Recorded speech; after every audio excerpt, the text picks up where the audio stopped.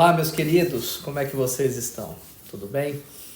Voltei depois de algum tempo, gravei uma série de vídeos aqui para o canal Thiago Bianchi da Rocha, que tem apenas a nomenclatura do interlocutor, né? O que isso quer dizer?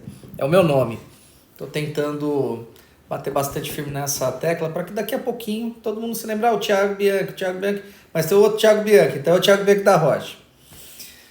Agradeço bastante, tem havido algum engajamento que é muito superior ao que aconteceu nos primeiros vídeos que nós gravamos, e isso é motivo de muita felicidade. Eu estou bem esperançoso para que daqui a pouco esse canal seja um espaço conhecido da grande massa. E se isso acontecer, eu vou continuar com a mesma postura, só que vai ter mais gente assistindo e mais gente reproduzindo o nosso conteúdo. Hoje eu vou começar a fazer uma dinâmica que eu já tinha pensado a fazer algumas vezes, mas o tempo, a dinâmica, a correria do dia a dia muitas vezes vem dificultando, que é fazer reações, os famosos reacts de conteúdos que são postados por outros influenciadores, outros donos de canais, né? Hoje eu tive a oportunidade de ver uma entrevista que foi interessante, foi feita eu não vi, eu vou ser mais franco ainda, eu soube e vi pequeníssimos cortes. E eu vou reagir sem ter visto o que foi falado aqui pelo senhor Sérgio Fernando Moro, o juiz, ex-juiz da Lava Jato, hoje advogado, que foi entrevistado no podcast Os Sócios, do Bruno e da Manu Perini. E por dever de lealdade e de reprodução da fonte, o conteúdo integral da consulta está aqui nos links, está em um link aqui na descrição do canal, tá bom? Já que você vai abrir o link para eventualmente ver o que o Moro falou na entrevista da íntegra, aproveita, dá o like, compartilha e se inscreva no canal, e vamos fazer com que o que a gente vem falando nesses últimos dias e que vai falar durante os próximos, enquanto tiver força, enquanto tiver coragem, para que o máximo de pessoas tenha conhecimento e oportunamente saiba das nossas opiniões a respeito das questões cotidianas, das questões do direito, e vamos firme e forte. Eu vou começar então sem ter visto o conteúdo dessa declaração, mas o corte dele fala a respeito da origem e da conclusão da Operação Lava Jato. Nós vamos falar aqui de questões que podem ser positivas ou negativas. E juntos vamos chegar a uma conclusão. A minha e a de vocês, de forma livre, mas muito honesta. E depois teve a Lava Jato também, Vamos que foi um caso marcante, foi o caso mais marcante da minha carreira. Ele começa a explicar, então, a Operação Lava Jato de um jeito simples. Então, eu vou tentar ser mais simplório do que ele, né? E começou um caso singelo, uma investigação sobre alguns profissionais da lavagem de dinheiro, e praticamente a polícia tropeçou na prova. Bom,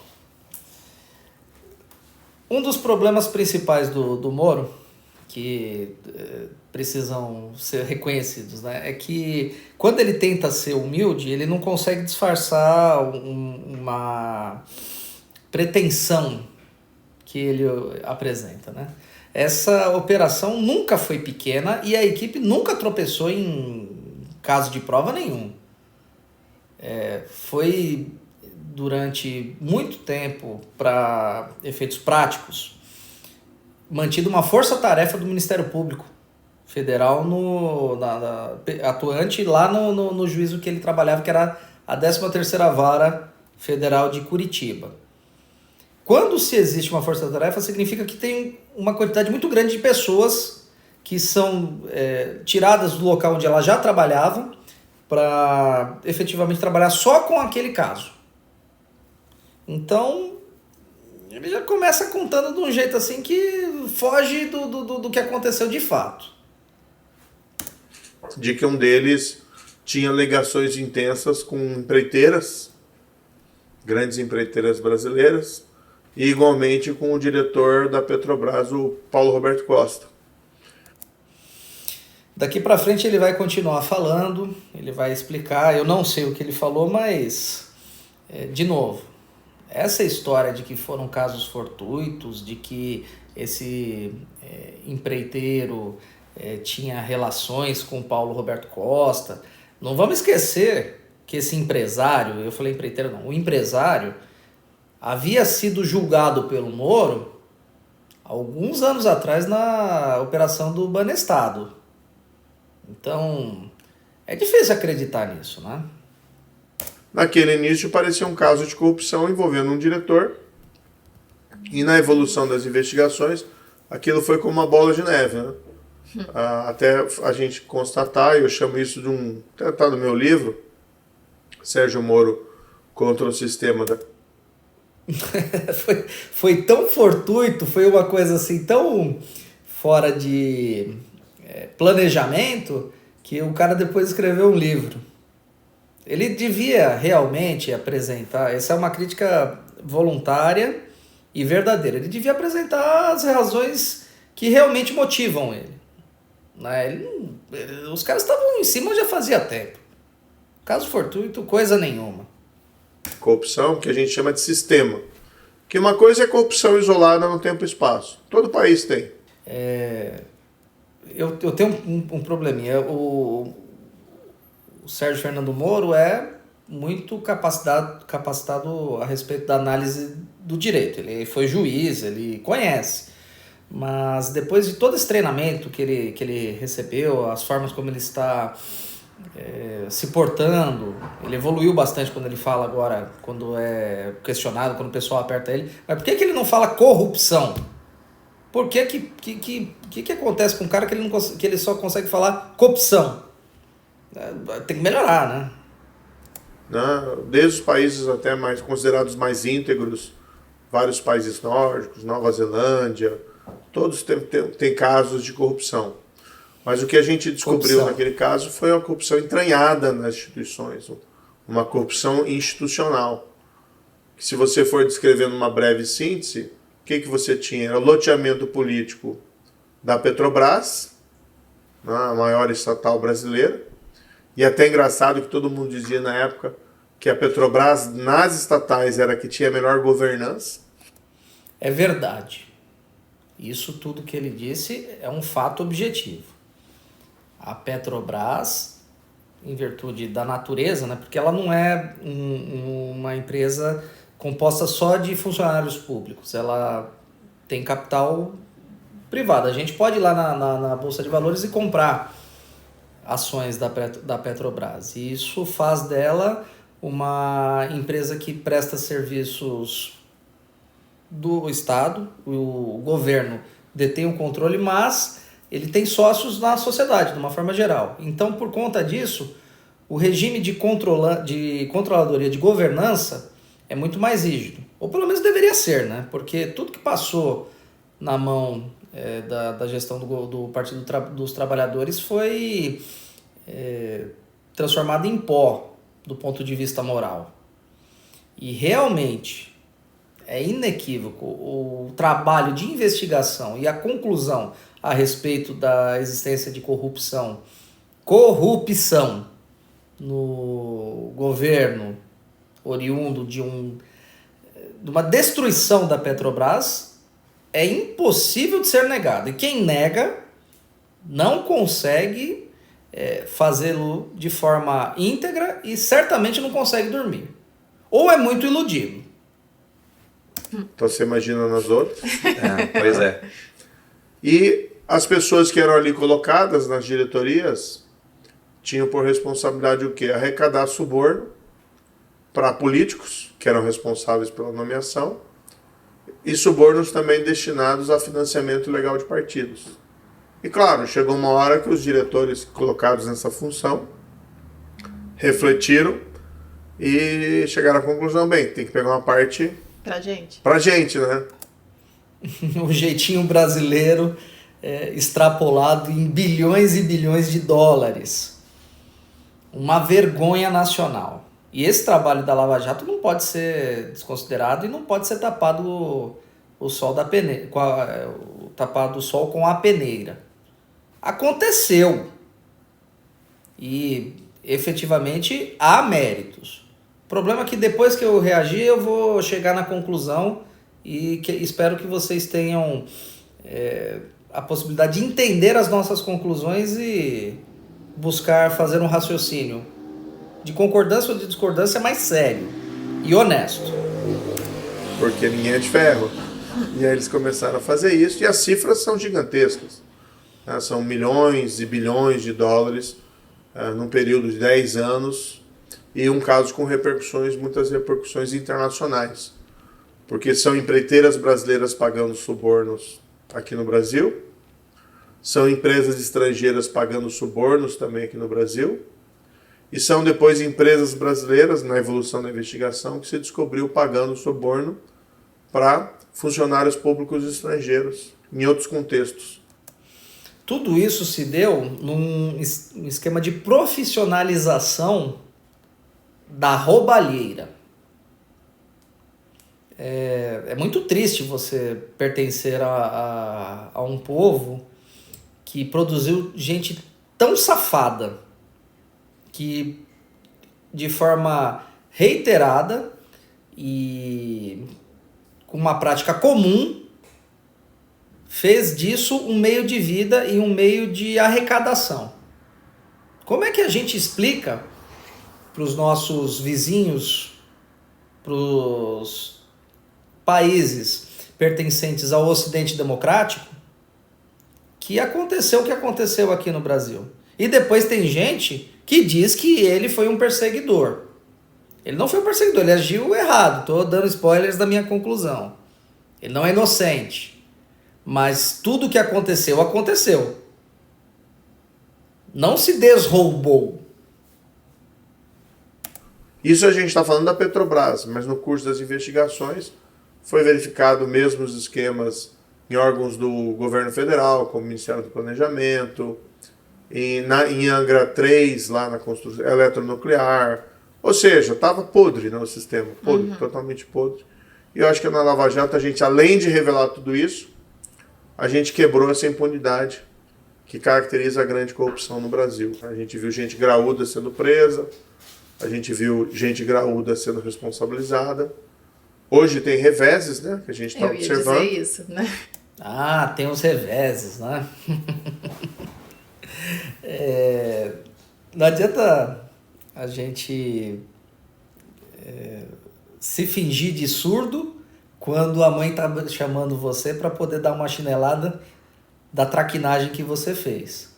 Agora ficar de cantinho de porta para poder ficar ouvindo os cochichos das fofocas, né? Tem reveses por quê? Foi tudo perfeito? Mas, assim, nos 4 anos do Lava Jato, dá para se dizer que a lei foi aplicada. Mais ou menos. E isso é o mais grave. E agora, sim, porque nós tivemos uma série de condenações e muitas anulações dessas condenações. Inclusive narrativas sendo construídas do tipo, não, o Lula é inocente, porque afinal de contas... A narrativa que ele cientificou para nós aqui agora, o Perini, é verdadeira. Quer dizer, a narrativa, não o fato. É a mesma coisa que a gente acreditar no Papai Noel, né? Existe a narrativa de que o Papai Noel é verdadeiro, que ele é um bom velhinho, e também tem gente que acredita na mula sem cabeça. Se você acreditar em folclore, você vai acreditar que se desroubou, de que não aconteceu o roubo. Do ponto de vista jurídico, o sujeito não se tornou inocente porque ele teve a condenação anulada. Ele não é mais condenado, ele volta a ser primário. Ele perde a condição de condenado.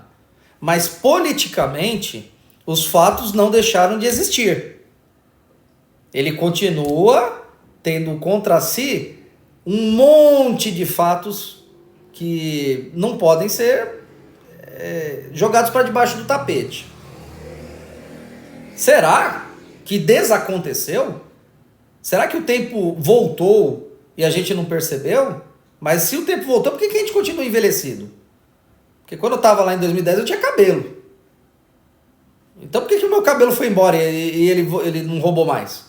Eu estou falando do ponto de vista político. Juridicamente, há uma relevância bastante grande com relação a essa dúvida.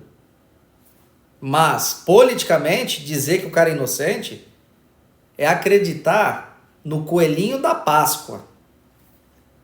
O STF, se não me engano, falou, não, o Moro ele foi parcial, então tudo isso aqui está anulado. E o pessoal falou, tá vendo? Tá anulado porque o Lula era inocente. O que você pensa? A narrativa do Perino é perfeita. Isso é uma construção política falsa. É igual a Paulo e Petro, que tinha petróleo em São Paulo. Nossa, eu tô indo bem longe, hein? Mas, mentira! Sobre isso. Não, o que a gente está vendo é a reação do sistema. Né? Vamos lembrar, tem aquele filme famoso aqui no Brasil, Tropa de Elite 2, né? Sim. Chega naquela última cena final e tem o sistema F, né? Eu não sei se pode falar no Pode falar. É foda. Vai ver aqui, então. Ela falou por mim, então tá bom. Mas... Nossa, hein? Que bola murcha, hein, Moro? O brasileiro já vive fudido mesmo, então não tem por que você ficar com o jogo dourando a pílula. É verdade. E o que o Lula fez com o povo além de F? Enfim, é o sistema reagindo, o sistema que sempre trabalhou com impunidade, e o sistema reage. É uma reação política. Claro que travestida muitas vezes de decisões judiciais. Algumas decisões, sim, são mudança de jurisprudência. Por exemplo, o Supremo entendia lá que depois de uma condenação criminal por um tribunal de apelação, que a gente chama de segunda instância, se pode executar a pena. Ou seja, vai... Ai, meu Deus do céu. O que acontece? Houve... Eu vou tentar ser rápido aqui, porque senão o vídeo acaba ficando muito longo. Nós temos uma Constituição que foi promulgada em 1988. Esta Constituição, desde 1988 até 2009, impedia o cumprimento imediato da sentença penal, a condenação, realizada por um tribunal sem que o processo acabasse, que é o trânsito em julgado. Né? Trânsito em julgado simplesmente é isso. Você recorreu até a última instância. Ou você não recorreu até a última instância, mas acabou seu prazo. Então, cumpre-se a sentença. Isso mudou em 2009 a respeito de causas bastante específicas. Não era para qualquer condenação criminal. Apenas aquelas que exigiam o cumprimento da pena em regime fechado, no que se chama de reclusão. Então, uma janela de tempo relativamente curta, de 2009, e caso a caso, até 2016, permitia a execução provisória da pena, naqueles crimes em que o condenado foi determinado o cumprimento da pena dele no regime fechado. Só que isso dura pouco tempo no nosso regime constitucional. E tudo bem que existem as cachorradas e as pilantragens, mas você determinar o cumprimento da pena quando existem dúvidas razoáveis a respeito da existência ou não de culpa é bastante grave. Eu ouço falar bastante que o Lula foi condenado por 13 juízes, e isso é verdadeiro, só que houve gradações da pena, que são aqueles momentos em que você aumenta ou diminui, que foram diferentes em todos esses juízes. O Moro deu 9 anos para ele, o tribunal em Porto Alegre deu 12, e em Brasília ele diminuiu para 8. Depois chegou o Brasília no STJ. Depois o Supremo anulou todas as penas, alegando vício no julgamento desde a origem, desde quando o Moro era juiz na primeira instância. A prisão, basicamente isso. Tem países que após o primeiro julgamento, você vê naqueles filmes americanos, filme de júri, o cara O Brasil, em situações específicas, também permite o cumprimento da pena desde a primeira instância. Se o sujeito cometeu um crime hediondo, antes do cumprimento definitivo da pena, ele já se encontra segregado, ou seja, ele já está preso. O cara que comete homicídio, o cara que comete sequestro, o cara que comete violência sexual, ele já cumpre a pena dele antes de ser julgado. Então, é tudo muito controverso, né? Mas o cumprimento da pena na segunda instância...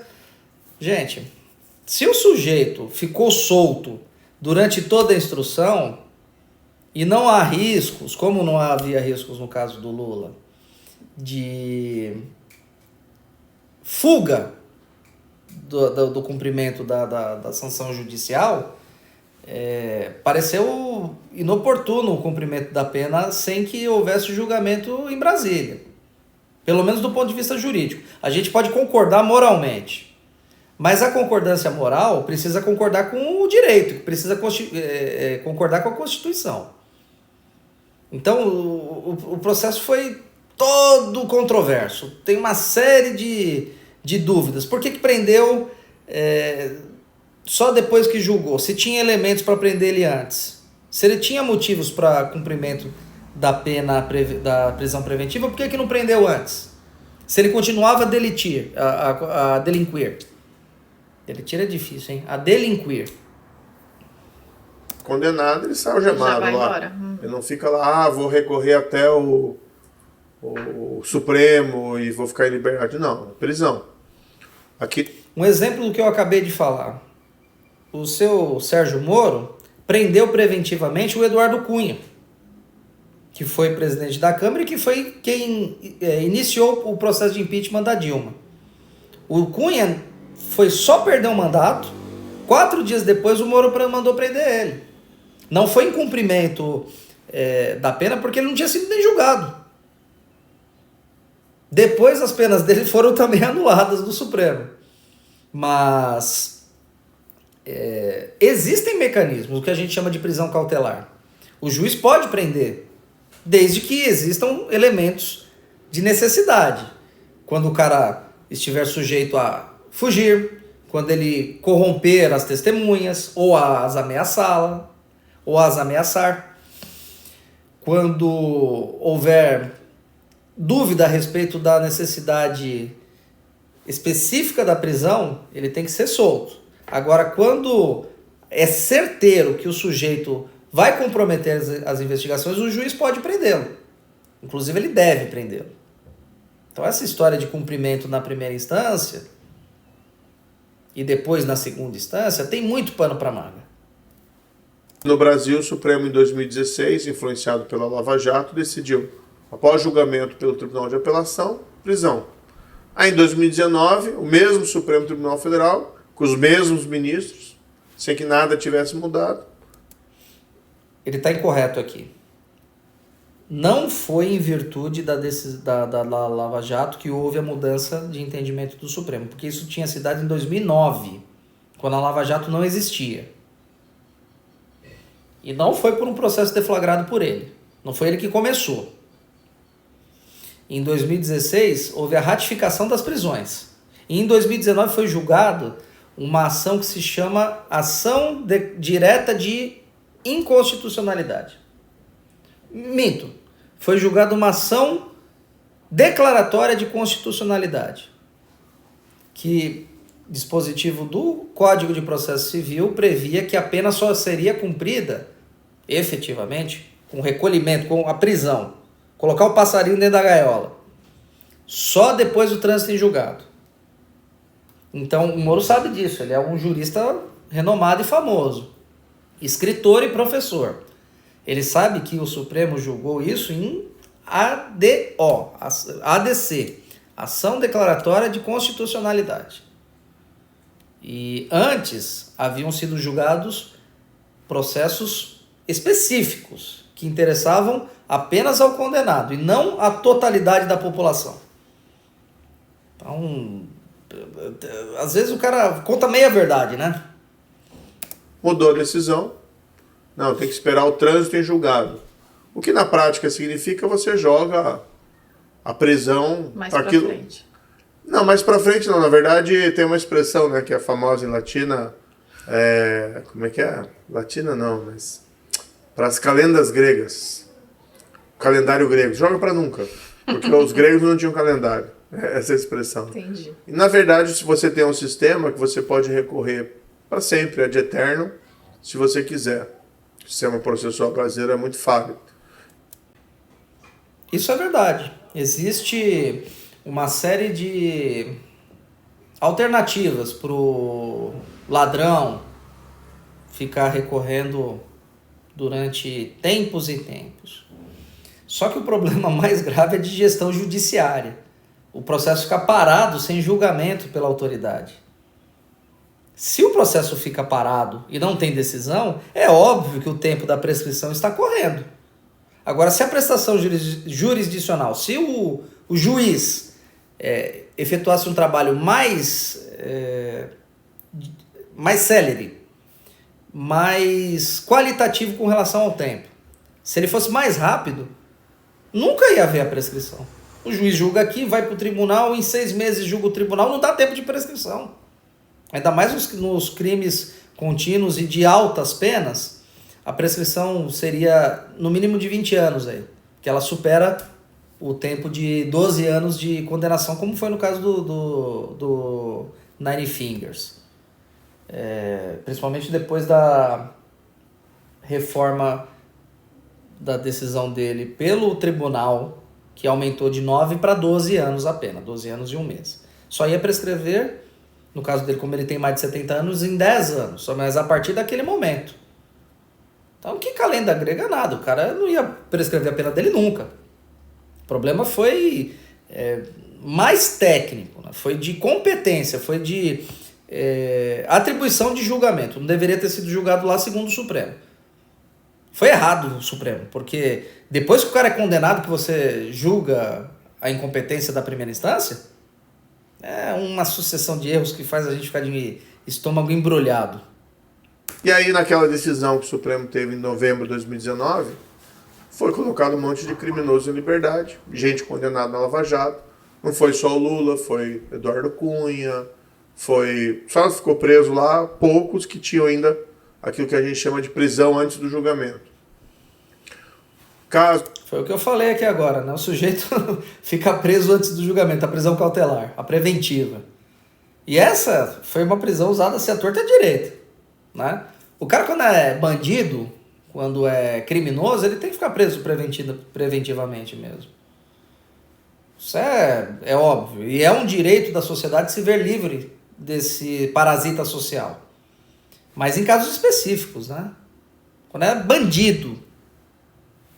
Isso também que o Supremo mandou para a Justiça Eleitoral. Entendi, para jogar na Justiça Federal, lá em Curitiba. Aí, de repente, em 2019, veio decidir, não, tem que julgar na Justiça Eleitoral. Então, mudança de jurisprudência, entendeu? E o último foi essa decisão do Lula, que inventaram essa perseguição que nunca houve. Foi a aplicação da lei. Infelizmente, não tem nada pessoal contra o ex-presidente Lula. Isso fica muito claro, inclusive, lá nos julgamentos, nas audiências. Mas agora, se você violou a lei, você tem que pagar. Não importa que você seja o Lula, não importa que você seja o Bolsonaro, não importa que você seja quem quer que seja. Você tem que pagar pelos seus crimes. O discurso dele está correto. A lei iguala todo brasileiro. E você não tem liberdade para roubar. Foi condenado, normalmente foi preso, inclusive com autorização do Supremo. E parte do Supremo Tribunal Federal, 3 anos depois, vem lá e faz aquele espetáculo lá, que diz que anula, mas ninguém diz que Lula é inocente, diz que foi perseguido. A esquerda diz que o Lula é inocente, uma parte da esquerda. Não posso generalizar, porque, por exemplo, o Ciro Gomes, que a gente já foi, inclusive, convidado para vir aqui no podcast O Sócio, ele faz questão de falar, o Lula não é inocente. Sim. O Perini é muito equilibrado, né?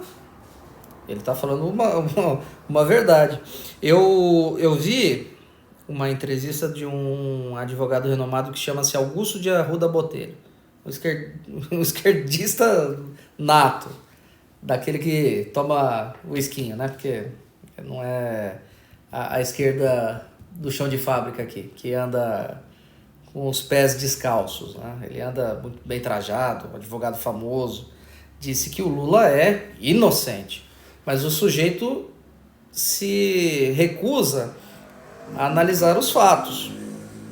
Ele se recusa analisar a importância política que não está sendo mensurada na questão de evidente desvio de bilhões de reais em uma estatal. É como se tivesse desroubado a Petrobras. Isso não existe. Não existe desroubo. Não existe desgravidez. Mas uma parte da esquerda fala, não, isso aqui é igual a inocência do Lula. Olha, a gente sabe o que aconteceu na Petrobras. A Petrobras divulgou esse ano, ou no final do ano passado, não lembro muito bem, uma nota oficial dizendo que por conta da Lava Jato, ela conseguiu recuperar 6 bilhões de reais que haviam sido pagos em suborno. Então é dinheiro, não é uma estimativa, é dinheiro que entrou nos cofres.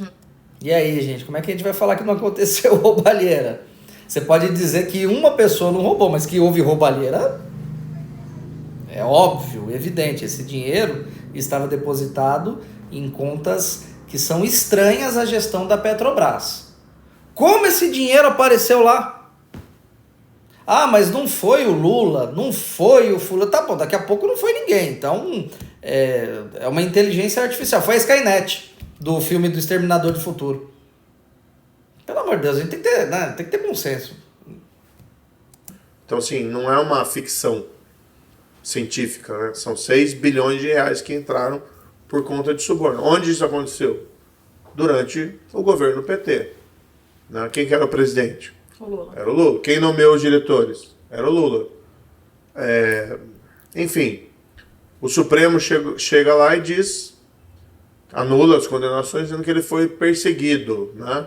Só que não fui só eu que proferi a decisão. O Tribunal em Porto Alegre deu a decisão, o STJ em Brasília deu a decisão, que eles anularam. E uma das condenações, a anulação foi, quer dizer, a sentença foi dada por uma juíza, colega lá, Gabriela Hart, de Curitiba. Sim, a condenação do sítio de Atibaia. Porém, a instrução toda foi presidida pelo Moro. O que é instrução?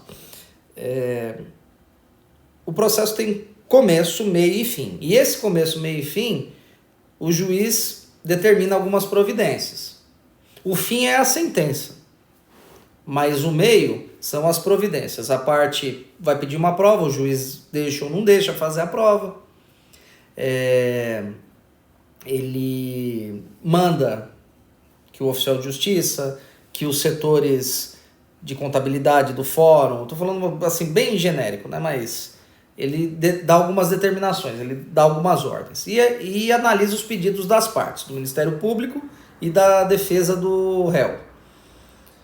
Estas situações de instrução quem presidiu foi o Moro. Então, dizer que apenas o fato da Gabriela Hart ter dado a sentença torna o processo limpo é a mesma coisa de dizer que o Lula é inocente. Ou seja, você está pegando um pedacinho muito pequeno da verdade e querendo transformar ele na verdade inteira. E não estou dizendo que foi correto, mas se ele presidiu qualquer ato da instrução, naturalmente, se houvesse uma suspeição do juiz, que é o fato dele ter algo contra o réu, não vai ser o fato de outro juiz ter dado a sentença que vai tornar tudo limpo. Enfim, como eu disse, com todo respeito ao Supremo, é um baita erro judiciário e para mim tem ali uma decisão de caráter político. Bom, beleza. Conclusão a respeito do vídeo. E naturalmente eu vou ter que fazer um vídeo na sequência a respeito da minha opinião sobre o Sérgio Moro, que vai sair muito em breve, tão logo sair esse daqui, que foi esse react. A primeira coisa que eu percebi é que ele melhorou um pouco na forma de se expressar. O Moro era muito travadão e essa melhora não foi suficiente para ele parar de falar corrupção. Ele ainda continua falando corrupção e só faltou falar da Conge, mas espero que ele melhore, né? Vamos torcer para que ele melhore, porque ele será nos próximos anos um agente político de importância muito grande no país. Ele falou a respeito de fatos que são verdadeiros e ele contou meias verdades a respeito da própria atuação no processo. E a dita alegação de explicação simples da Lava Jato importou muito mais para ele querer dar uma justificativa dos atos que ele tomou. Se foi certo ou não, eu vou falar no outro vídeo. Mas, até para poder prender você, para você poder dar mais visualização e para você dar mais like no meu canal. E também porque senão vai ficar muito extenso. A gente já está gravando há muito tempo, o vídeo dele tinha 8 minutos, eu estou falando quase a meia hora. E eu tenho essas críticas. As pessoas precisariam, no debate público, falar a verdade pura e simples. Mesmo aquela que às vezes fala, poxa vida, eu errei. Vai tornar você mais humano e vai tornar você mais ético. Mas vai demorar pra gente ver isso, viu? Gente, obrigado. Vejam a entrevista toda dele. Tirem as próprias conclusões. E depois voltem aqui, porque no futuro muito próximo, nos próximos dias, eu estarei fazendo uma análise de tudo que eu acho que o Sérgio Moro fez de bom e de ruim e chegar na minha conclusão final. Tá bom? Um grande beijo, continuamos juntos e forte abraço a todos.